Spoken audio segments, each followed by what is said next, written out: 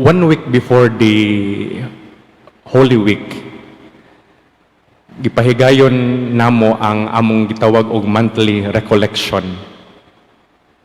Sa maong monthly recollection, didto usab nadawat namo ang mga pipila nga mga bag-ong assignments nga datagitagaan og mga bag-ong parish assignments. Apil ko ni adtong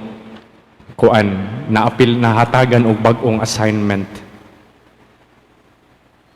And it was on that very moment, sa pagsulti, sa pagtawag sa akong ngalan, nakarealize ko nga bag-up ako niabot dinhi sa Delegate.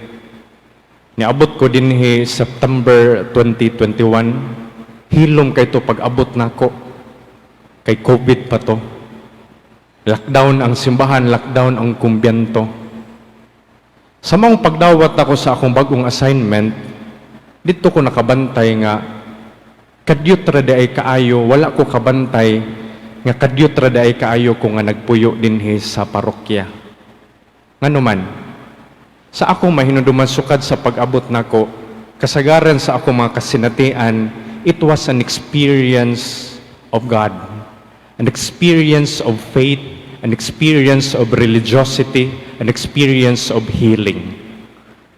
Kung akong baliklantawon ang pagpuyo nako during 1 year and 7 months, majority nindot kay ko kasinatian. Murag makahilak man sa maghuna-huna. Sa maong kasinatian, mga positive kaayo nga nakatabang nako isip pare, isip tawo, isip anak, isip igsuon. An experience of forgiveness, an experience of charity, an experience of love, an experience of being accepted. Ako ni siyang gisulti because this is a description of a divine mercy. Karong Domingoha, nagsaulog man tas divine mercy. Unsa man dining Dios no nga kaluoy?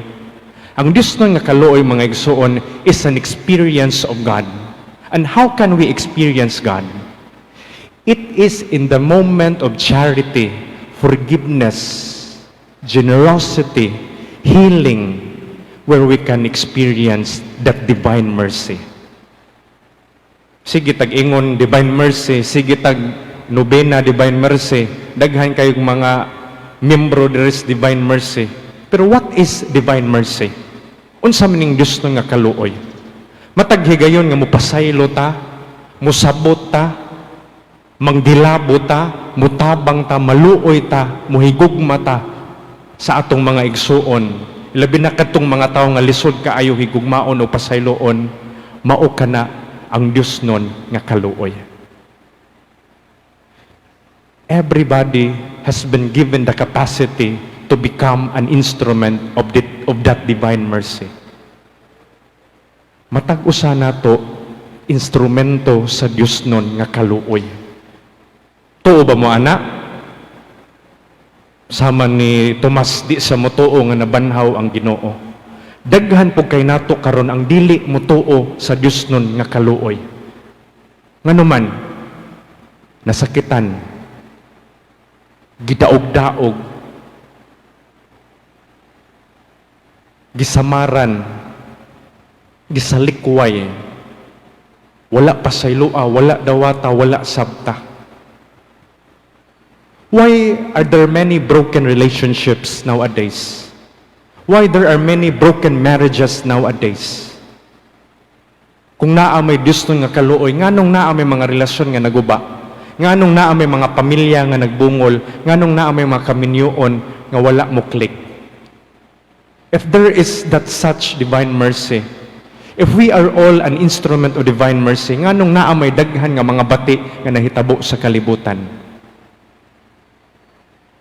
Tungod kay kita, wala nato gamita ang kapasidad nga gihatag sa Ginoo nga mahimot ang instrumento sa Dios nun nga kaluoy.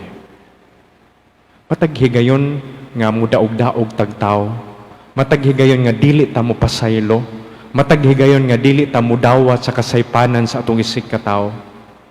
atong gikalimtan ang gahom, ang kapasidad nga gihatag sa Ginoo dinhi kanato nga mahimo tang instrumento sa usag-usa sa iyang Diosnon nga kaluoy. The divine mercy is an experience of God, and that experience can only be fulfilled when we accept that everybody is an instrument of that divine mercy. Matag usa nato mga igsuon, adunay tulubagon sa usag-usa. Kaya ang matag usa ka nato, dako kaayo gahom nga gihatag sa Dios aron muhupay sa atong isig katawo, muhupay sa atong isig kaingon. Gamhanan kaayo kining Dios nun nga kaluoy. Apan ang gahom niini magdepende sa matag usa ka nato nga mubuhat nga mahimong instrumento sa pagbuhat sa nun nga kaluoy nga gidala sa Ginoo sa kalibutan. Ining Domingoha mga igsuon sa ikaduhang Domingo sa pagkabanhaw sa Ginoo, God manifested Himself through His divine mercy. And this divine mercy can only be a reality to us if we accept that capacity given by God to become an instrument of that divine mercy. Ang kalibutan magpabilin nga masulubon. Ang kalibutan magpabilin nga masukanon. Ang kalibutan magpabilin nga madinumtanon. Kung ang matag-usa ka nato, dili mahimo o dili mo dawat sa kapasidad nga gihatag sa Ginoo nga mahimo tang instrumento sa iyang Dios nun nga kaluoy. Amen. Palihog manindog. Nagatuwa ko sa Dios, Amahan, makagagahom